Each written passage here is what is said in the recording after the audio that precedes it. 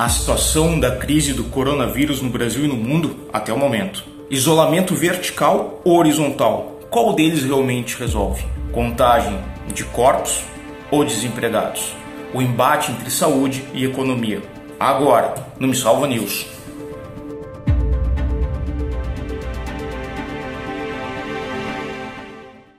E aí, pessoalzinho, como é que estão? Espero do fundo do coração que estejam todos bem, né? Se cuidando, se besuntando no álcool gel. Maravilha. Olha só, podem reparar, não estamos aí nos faraônicos estúdios do Me Salva. Estou em casa, obedecendo a quarentena, pregando aí o isolamento social, na ideia de tentar ajudar a reduzir, achatar a curva. Lembra? Achatamento da curva? Lembra? Me Salva News passado? Lembra? Corleta? Perfeito. Então essa é a ideia. E aí, claro, né, eu estou fazendo esse vídeo aí no final da manhã do dia 27 de março. Na verdade, eu fiz um vídeo ontem, no dia 26 de março, mas aí finalzinho do dia duas coisas aconteceram, achei interessante trazer. E aí fiz um vídeo atualizando o vídeo de atualização, tá?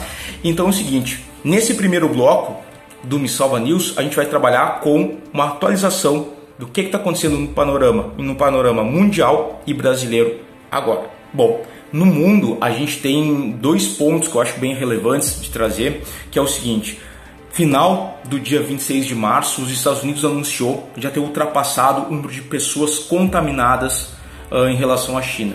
A China teve mais de quase 82 mil pessoas contaminadas pelo Covid-19 e os Estados Unidos anunciou ter um número de pessoas contaminadas ultrapassando os 86 mil casos. Esse valor veio pelo número de pessoas, pela intensificação da testagem da população no país. E aí, quanto mais testa, mais se percebeu que as pessoas já estavam contaminadas. A triste notícia é que, provavelmente, quando tu for assistir esse vídeo, não é o mesmo dia que eu estou gravando, o número de pessoas contaminadas nos Estados Unidos já vai ser muito maior que 86 mil. Tá? E a ideia é que o vírus já se espalhou em maior quantidade do que só em 86 mil pessoas nos Estados Unidos. Outro ponto negativo, só para fazer uma relação aí, né, nesses rankings que a gente está tendo aí em escala planetária, dois países já ultrapassaram a China em número de mortos. Os Estados Unidos ultrapassou a China em número de contaminados. No caso, Itália e Espanha ultrapassaram a China no número de pessoas mortas pelo Covid-19.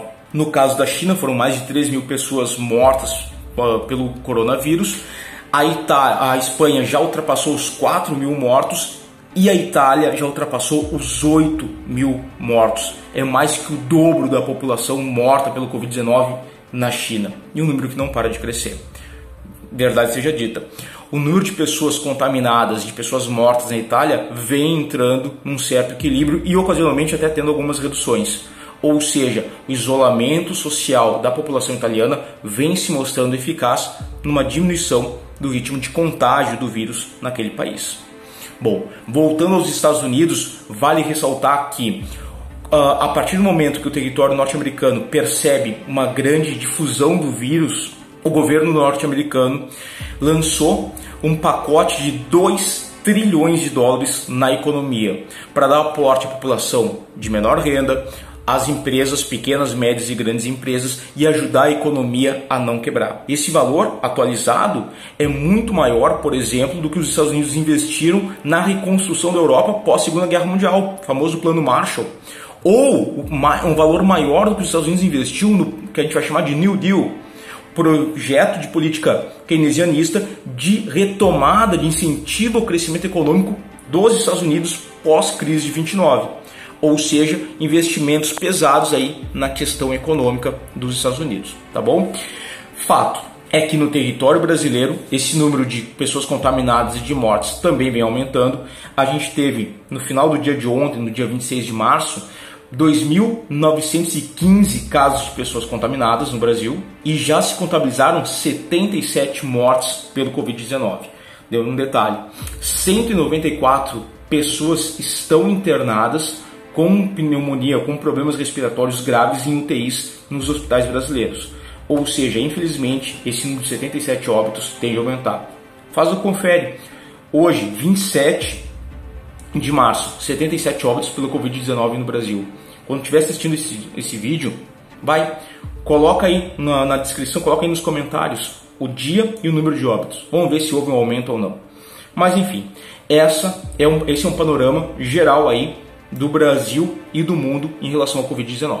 E aí, nessa lógica, vem se discutindo muito a questão do lockdown, ou isolamento. Vou no português que para mim é mais fácil, tá? No isolamento vertical ou isolamento horizontal. Tá, mas qual é que é a diferença entre eles? Chuchuzinho, o lockdown ou isolamento vertical seria o isolamento apenas dos grupos de risco, população mais idosa, diabéticos, pessoas com sistema imunológico mais debilitado, mais frágil. Se colocaria essas pessoas em lugar isolado, né? Tu teria então uma testagem constante dessa população e aí tu teria um isolamento vertical. O isolamento horizontal é basicamente o que a maior parte da população brasileira e mundial está fazendo, seguindo aí algumas indicações da OMS, outros sistemas e até mesmo do próprio Ministério da Saúde, que seria o isolamento da maior parte da população.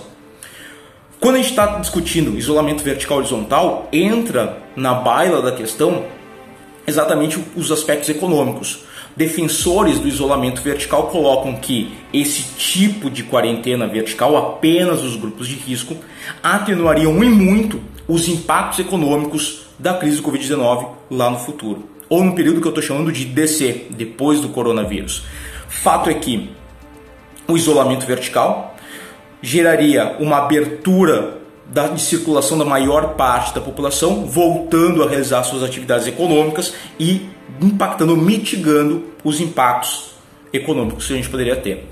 Bom, já os defensores do isolamento horizontal vão dizer o seguinte: os impactos de uma maior circulação da população agora, seja ela no Brasil, nos Estados Unidos ou em outro país, poderia aumentar ainda mais o número de pessoas infectadas, o número de pessoas mortas, estrangulando ainda mais o sistema de saúde de cada país. Bom, é nisso que se discute, a gente voltaria a discutir o que a gente falou lá no Me Salva News passado com o Corleta, a questão das curvas, né, de infecção, ou a curva mais achatada ou mais elevada. Só que o que se percebe? Dentro desse sistema de quarentena, muito se trabalha essa questão da saúde mental. Muita gente já começa a ficar atucanado, né? Já não consegue sair, já começa a enlouquecer.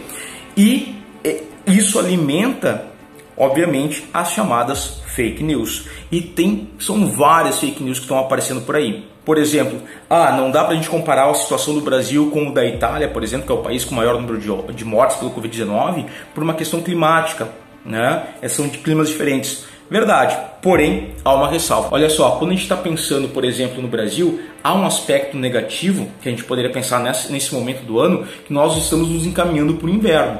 A região sul do Brasil, Paraná, Santa Catarina, Rio Grande do Sul, começa a ter, pelas suas características de clima subtropical, um inverno mais frio. Ou seja, nesse momento a população tende a ficar mais agrupada, tende a fechar as janelas da casa, no transporte coletivo tende a circular com as janelas fechadas, é um período mais chuvoso, então a população se fecha mais, facilita a contaminação. Outra coisa, o vírus tende, e aí tu vai olhar lá o Me Salva News, o primeiro Me Salva News sobre o Covid-19 com o Brunão, e ele coloca, o vírus normalmente tende a se propagar melhor em áreas, em climas mais secos. E aí tu vai pegar a região centro-oeste do Brasil, que tem um inverno marcadamente seco. O Distrito Federal já é um local no Brasil que apresenta alta contaminação pelo Covid-19. E agora, com um inverno seco, a tendência é aumentar, caso não haja um cuidado muito grande em relação a isso. Dentro do que a gente já havia falado antes, da questão de isolamento vertical ou horizontal, vem se discutindo assim, escolas, faculdades devem permanecer fechadas? Chuchu, e a resposta é sim. Imagina só, numa escola, chega lá uma criança contaminada.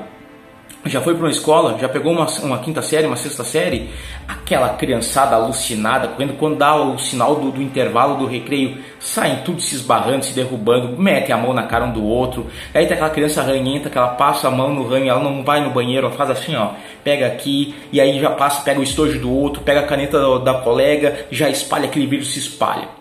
Escola é uma área de grande proliferação de doenças, vídeo aí piolho e outras tantas.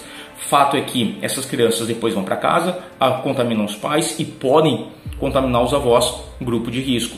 Faculdade é outro local que deve permanecer fechado. Normalmente nas faculdades, tudo bem, O pessoal da faculdade não vai ficar enfiando a mão no nariz e colocando nos outros, né? Mas geralmente os alunos de uma faculdade moram em cidades diferentes. Quando dá o final de semana, tendem a ir para suas cidades de origem, enfim, e aí tu aumenta o risco de contaminação. Outro ponto, pessoas com saúde de ferro, pessoas com perfil de atleta, contaminadas pelo Covid-19, vão ter apenas uma gripe, um resfriadinho?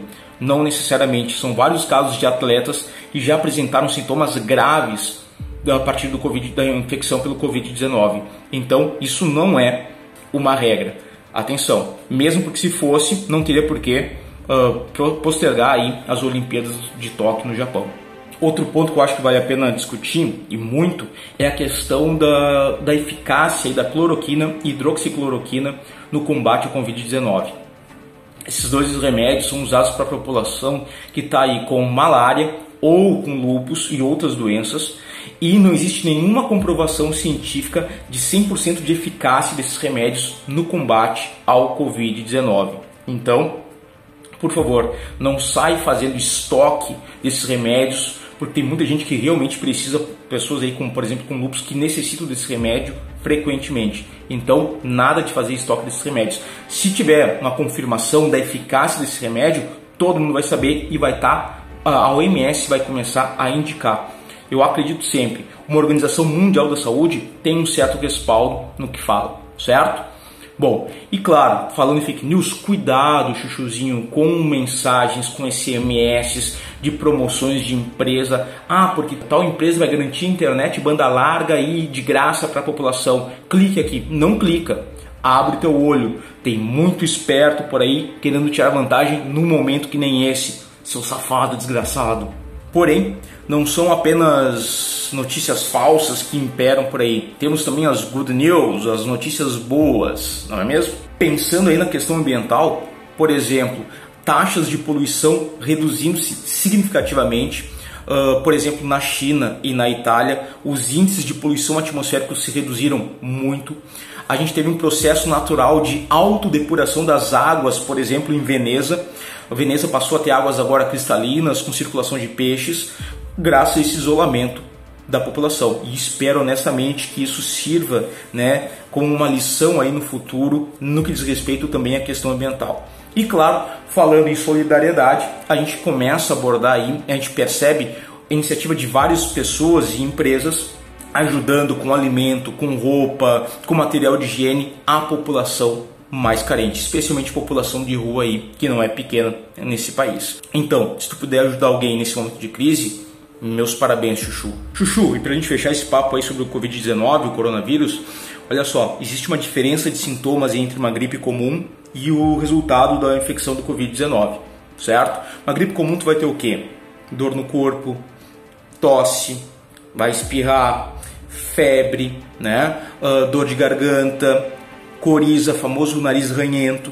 Agora, no Covid-19, esses sintomas também aparecem. Detalhe aí que, por exemplo, dor de garganta e coriza são menos comuns, tá? Mas varia de pessoa para pessoa. Só que tem dois sintomas aí que tu tem que ficar alerta. Primeiro, febre alta, acima de 37, 38 graus e prolongada. E o segundo fator, talvez, o segundo sintoma, talvez o mais grave e o que tu tem que estar muito atento, são os problemas respiratórios.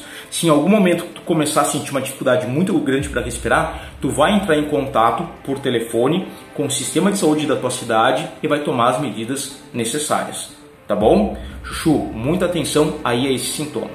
E Chuchu, olha só, quarentena, não sei para vocês como é que tá, mas para mim nunca trabalhei tanto. Tive que ir no mercado ontem, as ruas estão vazias, né? Como se fosse um feriado, todo mundo em casa.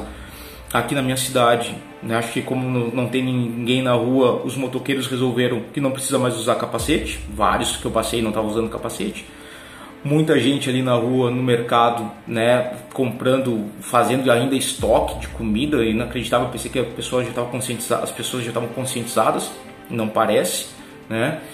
E falando um pouco aqui da minha experiência, nunca trabalhei tanto, eu acho, que nem nessa quarentena. Que o pessoal diz assim, quarentena não são férias. Com certeza não são. Cara, eu nunca preparei tanta aula, nunca fiz tanto material de aula, nunca dei tanta volta aqui para trabalhar, que nem eu tô fazendo essa quarentena. Então assim, ó, férias, Para quem? E pior, né? Eu moro na praia, em Torres, no litoral norte do Rio Grande do Sul. Desde que começou essa quarentena, um dia mais lindo que o outro. Só que a cidade, né? Aqui na minha cidade, a praia está bloqueada, não pode ir para a praia. Uma forma de desincentivar as pessoas que estão em Porto Alegre, por exemplo, nas cidades maiores aqui do Rio Grande do Sul, venham para cá para aproveitar essa quarentena na praia, né, e aumentar a contaminação aqui. Mas enfim, né, dias maravilhosos e a gente trancado em casa. Não é fácil, né? E Chuchu, lembra sempre, fica em casa, mantenha esse isolamento horizontal, que é a melhor saída, tá? E para ficar mais tranquilo, umas dicas aí do pessoal do Me Salva para te ajudar nesse momento aí a superar essa quarentena.